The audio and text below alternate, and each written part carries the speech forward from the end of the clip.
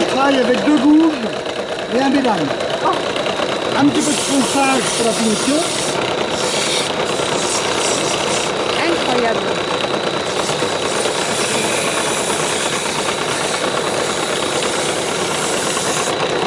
Alors il est vrai que quand on va faire, ça peut paraître facile. Non. Il faut un peu de dextérité. Mais le plus difficile, ce n'est pas de tourner une pièce, c'est de savoir reproduire. C'est ce qu'on demande au tourneur. Une table, il y a 4 pieds, il faut que les 4 pieds soient identiques. Le brunissoir, on brûle avec le bois. Là, c'est le frottement qui fait que ça chauffe.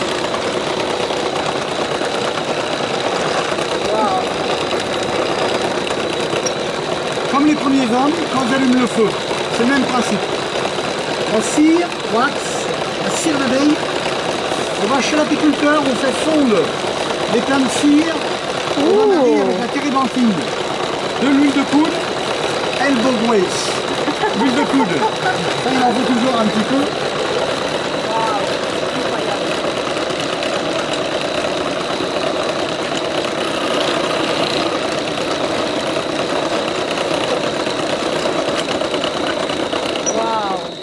Et voilà, la toupie ancienne. Incroyable. Et dans le Périgord, on l'appelait la périnquette ou la bauduffe, le bout du faux. Parce qu'en Périgord, on parlait l'occitan. Et le patois est donc dérivé de l'occitan. Vous êtes de quelle région? Moi, je suis à côté. Je suis à la Linde. Donc c'est la bauduffe, le bout du faux. Vous êtes de quelle région? Du Voiron. Dans le Loiret, on appelait la toupie le moine. Mais le verbe moiner s'est tourné, on trouve ça dans Rabelais. Ça n'a rien à voir avec le moine des abbayes. Spinning top. Ah, spinning. Spinning top. Et elle tourne. Pour un tourneur, il faut que ça tourne. Alors les enfants prenaient la ficelle, un bon mètre de ficelle, ils l'enroulaient tout autour, ils lançaient et ça tournait. Et ils arrivaient donc à les envoyer à plus de 10 mètres. Elles tournaient plus de 5 minutes et ils étaient très précis avec. Alors comme les enfants n'avaient pas beaucoup de jeux autrefois, eh bien jusqu'après la guerre en France, en Europe et dans le monde, ils ont joué avec ces toupies. Alors ce sont là des jeux assez simples, pas trop onéreux, mais que les enfants se sont toujours procurés assez facilement. Et je n'ai jamais rencontré un enfant qui vient d'un continent et qui ne connaisse pas le jeu de la toupie. C'est un jeu simple qui a traversé et le temps et les frontières.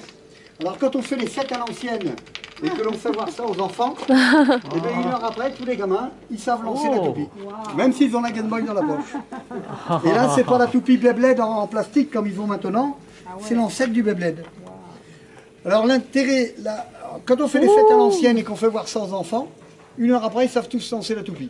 Même s'ils ont la Game Boy dans la poche. Alors,